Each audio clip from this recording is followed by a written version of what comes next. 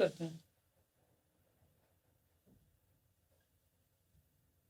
Difference between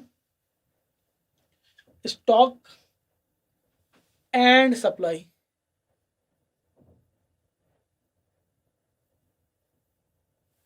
जरा इस word पे गौर करें, स्टॉक पे। आपको अकाउंटिंग का सा एहसास हो रहा होगा।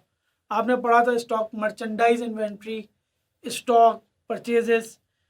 तो ये जो स्टॉक है ना, ये स्टॉक आपको रिप्रेजेंट कर रहा है कि हमने कोई माल एकदम से लेके क्या किया हुआ है, जमा किया हुआ है। अब माल जमा किया हुआ है, लेट सपोज हमारे वेयर हाउस में माल होते हैं। ये हमारा एक छोटा सा वेयर हाउस है, इसमें हमने स्टॉक जमा किया है। लेट सपोज हमारा जो कारोबार है वो राइस का है। अब राइस के कारोबार के लिए आपने डिफरेंट जो स्टॉक जमा किया होगा राइस का, वो डिफरेंट डेज में किया होगा,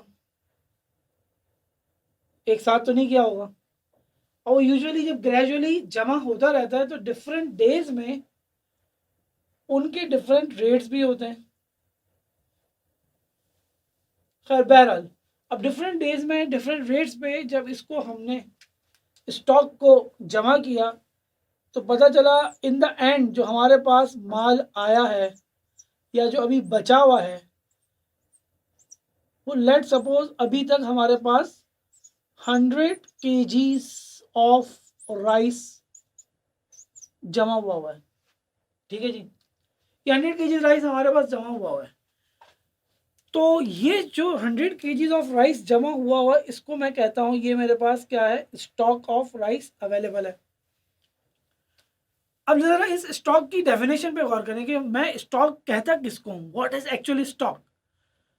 तो नंबर वन ये कि स्टॉक इज दैट क्वांटिटी जो कि अभी तक सेलर के पास पड़ी हुई है, वेयर हाउस में पड़ी हुई है, कहीं भी पड़ी हुई है। तो stock is that quantity which a seller has with him, अभी तक उसके पास है, and he has not yet sold it, अभी उस स्टॉक की क्वांटिटी में से अभी उसने बेचा नहीं है। यही डेफिनेशन बनती है स्टॉक की कि अभी मेरे पास माल पड़ा हुआ है और मैंने उसमें से अभी तक बेचा नहीं है। तो जो माल पड़ा हुआ है मेरे पास, that is known as stock. अब जरा आप लोग सप्लायर बन के सोचें, कारोबारी हजरात बन के सोचें, अपने आप को कारोबार में ढालें और समझें कि आपका राइस का कारोबार है। यही चीज़ है, सिचुएशन है। आप क्या करते हैं, आपको अब इसमें से माल बेचना है, तो क्या एकदम से 100 kg पूरा बेच दोगे? ऑब्वियसली नहीं, स्टॉक भी रखना है। होता क्या है, अब इस स्टॉक में देखा जाएगा यूजुअली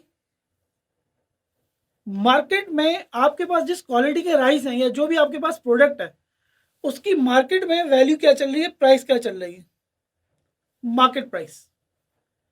अब लेट सपोज आपने देखा अच्छा ये आपने होलसेल में खरीदा था और रिटेल में या जो लोकल लोकेलिटी है उसमें उनकी दुकानों में इसकी जनाब प्राइस जो चल रही है लेट सपोज 110 पर केजी चल रही है। आपने देखा अच्छा ये तो अच्छी बात है, तो आपने अपने इस 100 kgs ऑफ राइस में से क्या किया, इसमें से इस प्राइस पे तकरीबन 20 kg आप माल दे के आ गए। अब क्या हुआ ये मसला कि आपने इस पर्टिकुलर एग्जिस्टिंग स्टॉक में से आपने माल निकाला, माल बेचा। क्या देखते हुए, एक बड़ी इंपॉर्टेंट चीज, आपने मार्केट प्राइस को देखते हुए माल बेचा। तो द मोमेंट आपने मार्केट प्राइस को देखते हुए जो माल बेचा, इसको कहा जाता है कि you have supplied 20 kg of rice. अब वो सप्लाई किस बेसिस पे बन रही है, सप्लाई बन रही है basis of on the basis of market price, कि मार्केट में प्राइस देखते हुए आपने अपने स्टॉक में से माल निकाला, that is known as supply. अब जरा दोबारा इसको देखें, स्टॉक वो माल जो मैंने बेचा नहीं है, मुख्तलिफ दिनों में खरीदा था, अब चाहे 110 का खरीदा हो, 90 का खरीदा हो, 130 का खरीदा हो, लेकिन वो मेरे पास आ गया। अब मैं उसको 130 में अभी नहीं बेच सकता, मार्केट की प्राइस क्या चल रही है 110, तो मैंने उसको इस हिसाब से 20 केजी निकाल दिए। तो सप्लाई क्या हुई? That quantity which is taken out of the stock at a given market price is known as supply. Supply वो क्वांटिटी है, वो अमाउंट है जो एग्जिस्टिंग स्टॉक में से निकाली जाती है। क्या देखते हुए? मार्केट की प्राइस देखते हुए जो बेचा जाता है वो कहलाती है supply. It is simple concept, difference between stock and supply अब क्लियर हो गया होगा। फिर आपने देखा कुछ अरसे बाद, 2 हफ्ते बाद, 3 हफ्ते बाद मार्केट में इसकी प्राइस हो गई 130 पर केजी। आपकी क्वालिटी वाले के हो सकती है। आपने कहा यार इस दफा ज्यादा हो गई है मार्केट प्राइस। थिंकिंग क्या आएगी? बीइंग अ सेलर, आप कहेंगे मार्केट प्राइस ज्यादा आ गई है तो मैं थोड़ा सा ज्यादा बेच देता हूँ, ज्यादा बेचूंगा तो मुझे रेवेन्यूज भी ज्यादा मिलेंगे। तो इसी असना में आपने क्या करा? अब आपने बेच दिए तकरीबन 30 केजी, क्योंकि you have to take an advantage of the increase market prices. ये हो गया, तो आपने इसमें से इस प्राइस को देखते हुए 30 केजी बेच दी।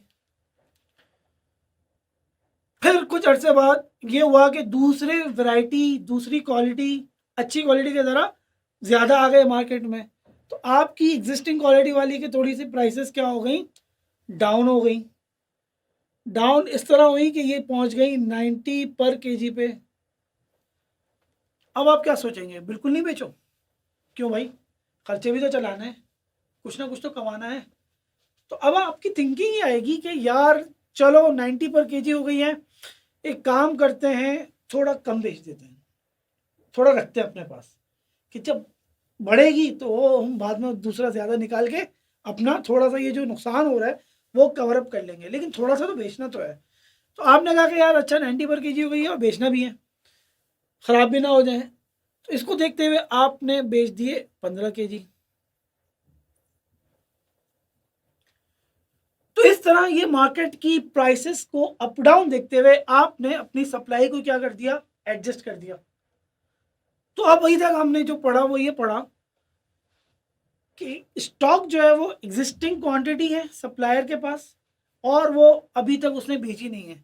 The quantity which is with the supplier and he has not yet sold it in the market. Now, what is supply?